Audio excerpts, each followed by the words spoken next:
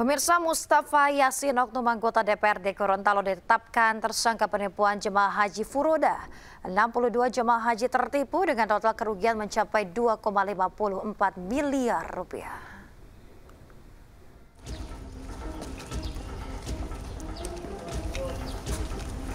Mustafa Yasin, oknum anggota DPRD Provinsi Gorontalo, ditetapkan tersangka melakukan penipuan pemberangkatan haji furoda sejak tahun 2017. Tak tanggung-tanggung, sebanyak 62 jemaah haji ditipu oleh oknum anggota DPRD Gorontalo dengan iming-imingan haji furoda yang murah. Sebelumnya pelaku memberangkatkan para jemaah haji furoda hanya dengan menggunakan visa kerja bukan visa haji. Kasus ini terungkap lantaran adanya laporan dari calon jemaah haji yang gagal menunaikan ibadah haji yang difasilitasi travel pelaku. Sementara itu, total kerugian yang dialami para jamaah haji furoda ini berjumlah 2,54 miliar rupiah. Kasusnya adalah penipuan, penggelapan, dan melanggar pasal 120, 121, Undang-Undang Nomor 8 Tahun 2019 tentang penyelenggaraan haji. Ancaman hukuman 6 tahun, denda 6 miliar.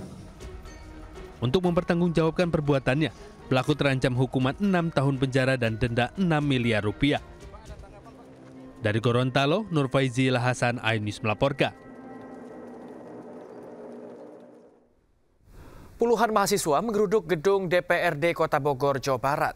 Mereka mendesak evaluasi kinerja DPRD dan meminta wakil rakyat berpihak pada kepentingan publik, bukan kelompok tertentu. Menjamin kita dalam kerjasama apresiasi betul.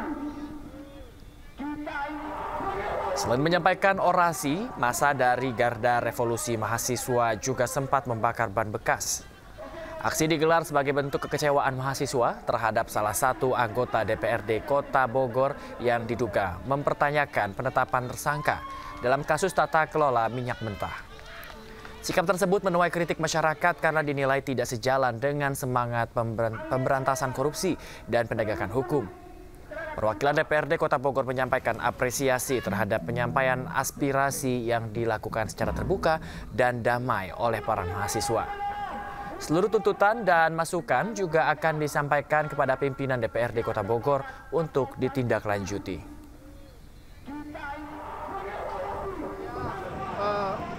Sangat mendukung isi dari apa yang disampaikan tadi oleh pimpinan dari aksi demo ini. Kita sepakat untuk pemberantasan korupsi di Indonesia ini.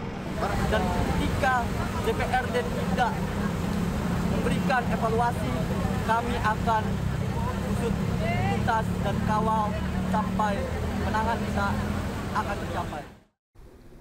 Pemirsa, ada momen unik saat pembahasan RUU Hak Cipta di DPR. Rapat yang mengundang sejumlah penyanyi dan juga musisi malah menjadi ajang request lagu. Pernahkah kau sadari akulah yang kau sakiti? Suara sejumlah musisi bergema dalam rapat dengar pendapat di DPR RI. Di depan anggota Dewan, mereka menyampaikan masukan atas RUU Hak Cipta yang hingga kini masih digodok. Permintaan Bapak Ibu Balek, Mas Aril satu bait lagu. Silakan dulu Mas Aril. Salah satu musisi yang hadir adalah Nazril Ilham atau yang dikenal dengan Ariel Noah. Anggota Dewan memintanya untuk sumbang suara sebelum paparan. Dengarlah aku, suara hati ini memanggil namamu. Tidak hanya itu, di depan anggota Dewan, Ariel juga meminta RUU Hak Cipta memperjelas praktik direct licensing. Satu tentang definisi direct licensing itu sepertinya ada bermacam-macam gitu yang kita dengar. Ada yang langsung bayar ke penciptanya, tarifnya juga ditentukan oleh penciptanya. Ada juga yang bilang, oh nggak seperti itu, direct licensingnya melewati aplikasi, yang kita pikir juga oh, berarti bukan direct licensing dong gitu. Jadi itu semua membuat pelaku, kita sebagai pelaku istilahnya pengguna lagu, jadi bingung. Jadi sebetulnya seperti apa? Aku menantinya. Selain Judika dan Ariel, rapat ini juga dihadiri oleh musisi lain seperti Fadli dan Piyu Padi dan Arman Maulana. Mereka berharap RUU ini memberikan keadilan tak hanya bagi penyanyi, pencipta lagu, hingga distributor.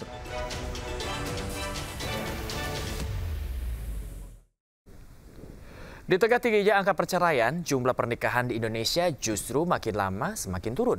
Ekonomi yang belum mapan hingga perempuan yang semakin mandiri jadi alasan dibalik turunnya payung angka pernikahan di tanah air, pemirsa.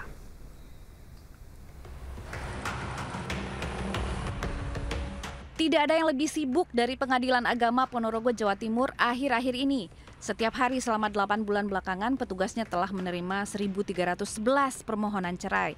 70% dari berkas perceraian itu atau 844 kasus adalah istri yang menceraikan suaminya.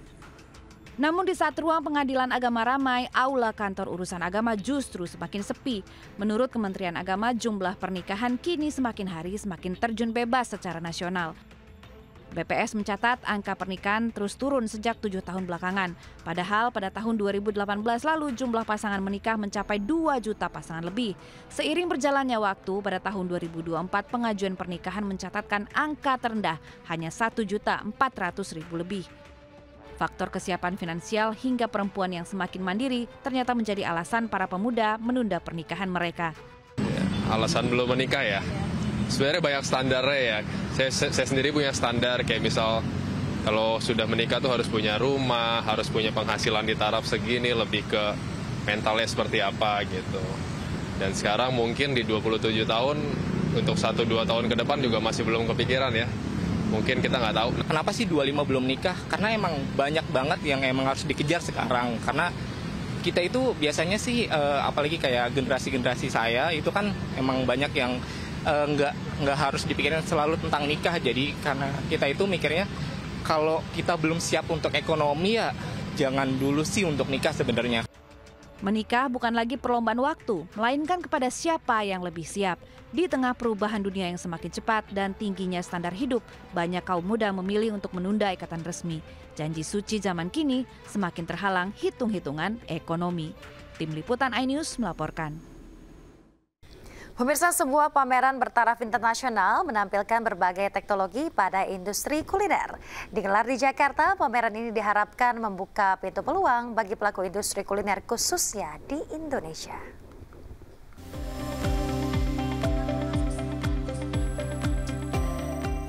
Pameran internasional Sail Interfood 2025 digelar selama 4 hari di C-Expo Kebayoran, Jakarta. Pameran ini menampilkan beragam inovasi, inspirasi, serta peluang bisnis terkini di sektor makanan, minuman, jasa boga, hotel, restoran, kafe, dan bakery. Lebih dari 1.500 peserta dari 26 negara Asia dan Eropa berpartisipasi, termasuk 100 UMKM unggulan Indonesia dengan produk inovatif dan siap ekspor. Pada penyelenggaraan kali ini tercatat terjadi peningkatan pengunjung yang cukup signifikan dibanding tahun sebelumnya. Bedanya ada teknologi pangan yang lebih banyak ditampilkan, terutama untuk smart cooking teknologi, dan juga ada tema-tema kompetisi yang baru. Selain kompetisi masak, pastry bakery, juga ada kompetisi kopi juga. Ajang yang mempertemukan pelaku industri kuliner dari berbagai negara ini dinilai menjadi momentum penting dalam memperkuat posisi Indonesia sebagai destinasi wisata kuliner dunia. Kami dari Kementerian Pariwisata sangat mengapresiasi Sail Interfood yang sudah dilaksanakan dan ini berlangsung selama berapa hari, Pak? 4 hari nantinya. Tentu di tengah Kementerian Pariwisata saat ini Bu Menteri kan lagi concern bagaimana kita mempromosikan kulineri kita melalui Wonderful Indonesia Gourmet.